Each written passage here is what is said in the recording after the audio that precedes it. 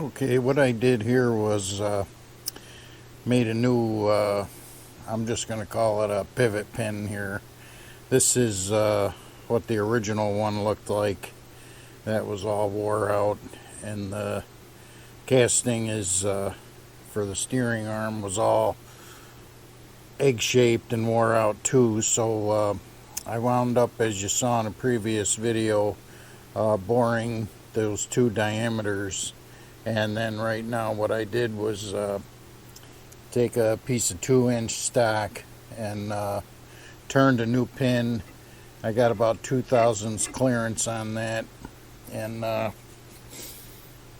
gonna just part that off, and then I got to drill some holes in it. You can see there's a grease fitting up on top of the original pin, and then there's the through hole which the steering arm goes through, and there's also, if you look in there, a couple of holes for the grease that come through, so it'll actually put grease on the two boss diameters. So that's the next step, is to drill those holes, and I'm just going to deburr this pin a little bit more, clean it up a little bit, and then part it off and start drilling holes on it. So it's coming along, and the steering's going to be a lot tighter than it was, that's for sure.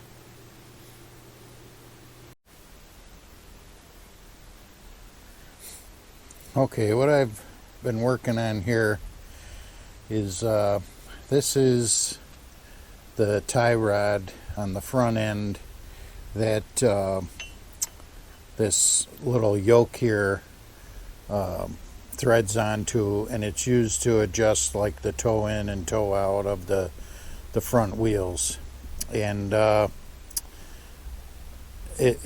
threads were, I don't know, it's kind of hard to see in here, but the threads were kind of, they're just wore out. There's quite a few threads left in there.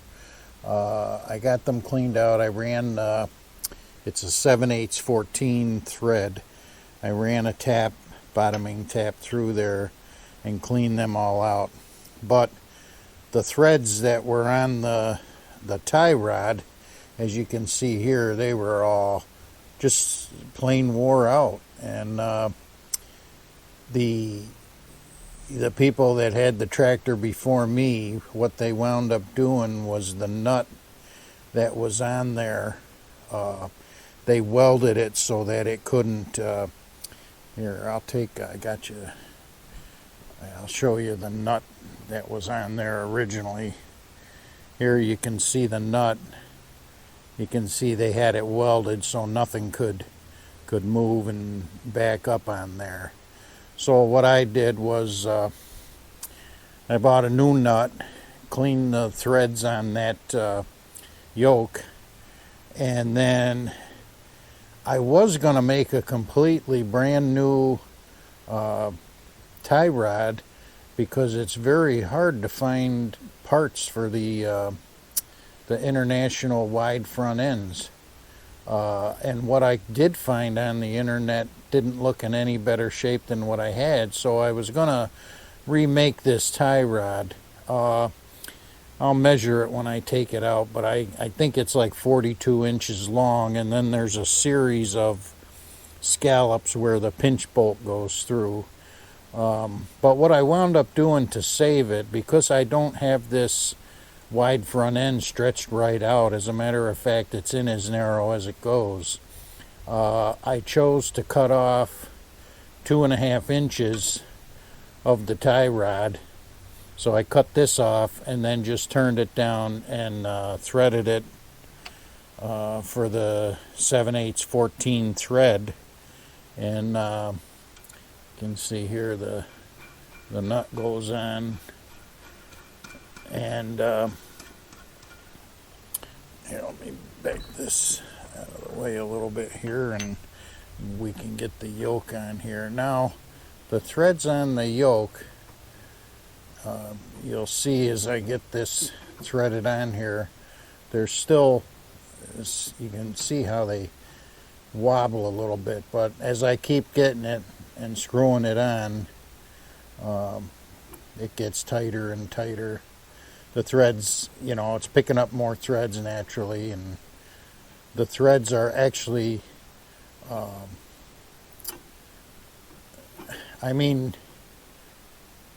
yeah, it's getting really, really nice on there. So I don't know where this has to be exactly. There, I just snugged it right up.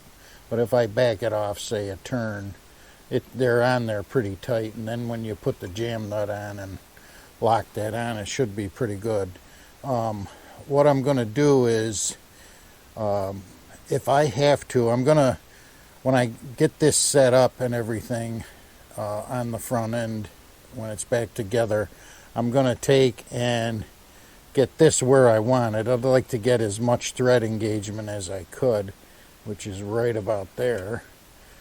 Lock that in, and then I'll see where I'll set the toe in, and then I'll machine a scallop in there where the 1/2-inch bolt goes through and holds the rod in place. So I'm real happy with how this came out, actually.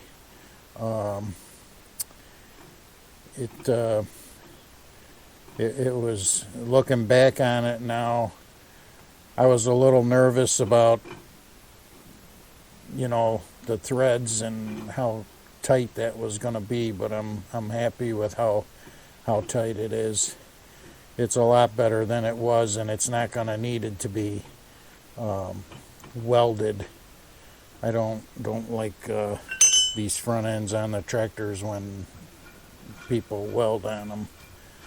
But so yeah, and when I cut these threads, I did use the live center and a lot of cutting oil. The material that the tie rod's made out of, I have no idea what it is, but it cut real good.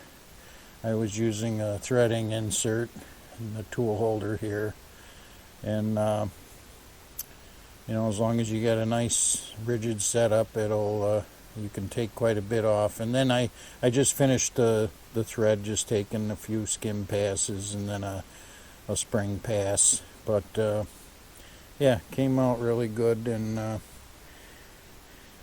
pretty satisfied that it's going to be nice and sturdy. So what I'll do is I'll pull this tie rod out of the lathe now, and I'll show you the length of it and the scallops. Okay, so here I got the tie rod, and after I cut the 2.5 inches off, you can see I'm down to 38 inches. So it was about 40.5 inches long originally. And here you can see those little scallops that the 1/2-inch pinch bolt goes in and locks it in position. I don't know what happened here. Somebody, looks like they tried to mill another slot in there, but the bolt I took out was in this first slot here, and taking the 2.5 inches off, I'm hoping to get back to that second slot for the pinch bolt. And if I have to, one side or the other, depending how the toe in works out, I'll machine another little slot in there if I need to. I'm hoping I don't have to, but I'll know more about that when I get it assembled. I still got a lot more to do. I still got this pin I got to finish up. I've got that all started here. That's working out real well. As a matter of fact, I got the holes drilled and tapped for the grease fittings. I just have to do the main cross hole and then the cross hole for the grease. That'll grease each boss separately. So yeah, it's coming along. This is the pinch bolt that tie rod goes through. So still got more parts to clean up. Seems like that's the main thing with a project like this is part cleanup. This tie rod, I did put that in my press and spend some time getting that nice and straight. I mean, it's not exactly perfect, but it's really as good as I could get it. So okay, another item off the checklist. So thanks for watching. Okay, the following here are just some still photos of all the different processes I used to rework the parts in this video.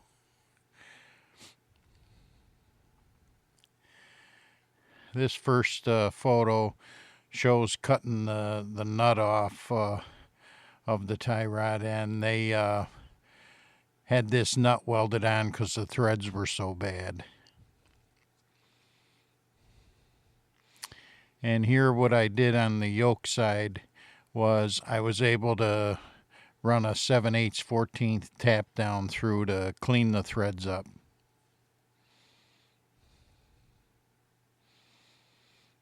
And here I'm working on the main large pivot pin, center drilling it, getting ready to put the grease hole in and grease fitting. And here you can see I'm tapping, it's a 1/4 28 thread for standard grease fitting.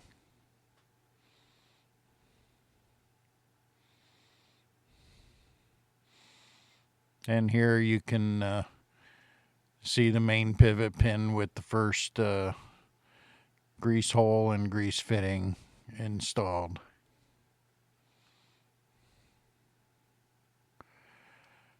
And here this shows the main pivot pin in the steering gear arm, and still have some more cross holes to put in.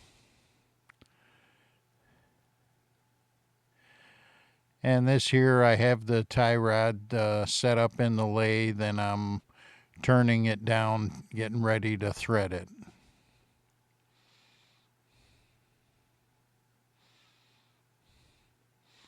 And here you can see we're down to the diameter for the thread.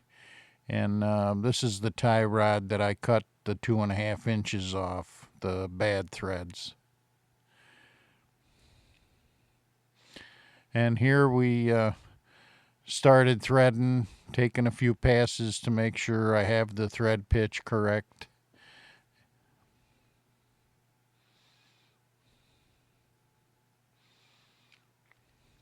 And here you can see more passes done on the thread, starting to really take shape now.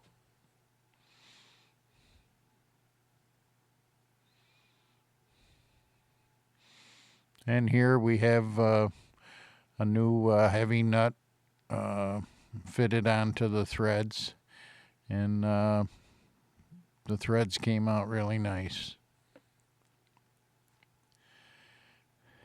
Just another view of the threads and the nut, making sure the nut goes on all the way.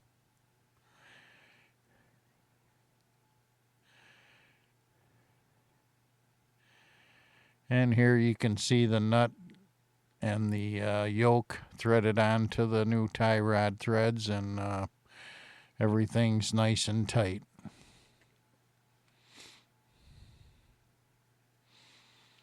And thanks for watching the video, and I appreciate your time.